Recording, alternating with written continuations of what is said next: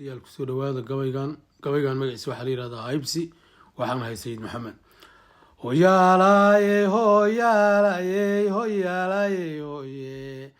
hoyaalaye hoyaalaye hoyaalaye hoy hodan baan hablaha ugu jeclaahoon ka haybsadaye hadaaleeye tiriba hamayn hatufi qoraye halbowla wadnaha gaarabey hodon dhex joogtaye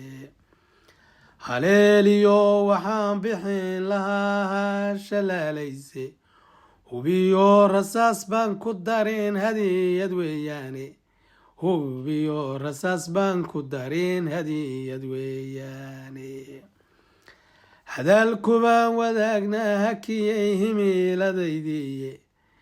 hadalkubaan wadaagnaa hakiyey himiiladaydiiye hareerigaa wardheer baan dhex maray hawd intaan tagaye hodan baan ka daagayo halkaan igu habboonayne halyeeyaanu dirayaa hubsada haatan wacay hayso hubsadoo siday haatan tahay hagar la-aan sheega hal haleel mayaa layga waday hodontiiaan doorta haleel mayaa layga waday hodontiiaan doortay hodan baan halkaas uga tago hoday naftaydiiye haddii aanan habaarnayn maxaan ha u oran waaye haleeladaa hashaan ugu jeclaa maamaan haystay horarkii waraabayga cunay oo halkaa dhigaye